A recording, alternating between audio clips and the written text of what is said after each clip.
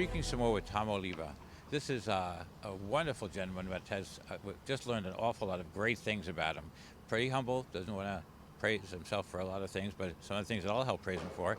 Some of the extracurricular things that you're doing. Please tell everyone about the street law on Espanol program that you're involved with. Wait till you hear this, it's wonderful. Thank you. It's a program we're very, very proud of. It's a program that we do in conjunction with the law students of St. John's Law School. And what it entails is we bring free legal education to the Latino community. Sadly, in Queens, there are a group of people who prey upon the Latino community overselling legal services. There's a tradition in Latin American countries that people called notaries, notarios, can do certain legal things, file wills, deeds, and again, sadly, they have taken it a little too far here in Queens, and they oversell their ability to represent people in immigration, in housing court, and wound up just taking their money and absconding with it. So what we seek to provide is this education system that we do through churches, through social service agencies, where we present to the community in Spanish, basically, a know your rights type of seminar where they can learn what the basics are of, who can represent you, what the basis of representation and payment would be, but also, more importantly, what are the issues that actually come up in immigration? What should they, be worried about?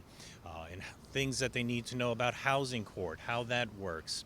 Things in family court, because a lot of people in the immigrant community wind up in family court. So all of those issues, we give them a basic primer where they can understand, what are their rights?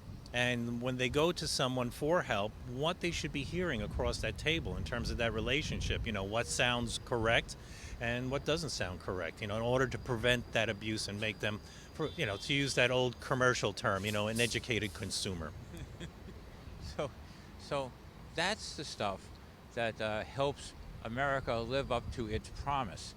That sort of thing, and that's why I said I so loved it. Those are the kind of things that help America become and be the America that we gave the promise to everyone we would be. I love that. But also, there's another one. Doesn't end there. Tell everyone about the amnesty program that you're working with. Also, and again, a lot of this we did pre-COVID, and we're looking to gear it up again.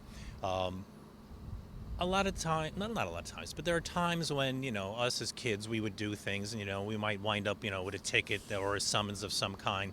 But what has happened more so when a lot of these tickets were given out for, fare evasion or, littering, open container, things of that, these small offenses, because they were kids, they didn't answer.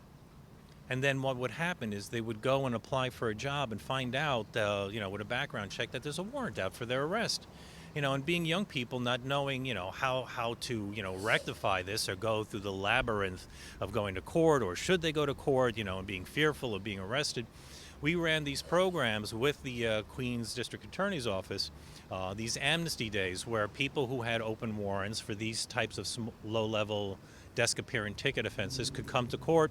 And we did this at, at churches, Jehovah's Witness halls, and brought the whole community there and cleared up these things. And we would provide attorneys pro bono who would be there and review and clear up these low-level offenses so these kids could get back to work. So they wouldn't have these impediments for these stupid little offenses in their lives, nagging them going forward. So, we're very proud of that program and looking to get it up and running.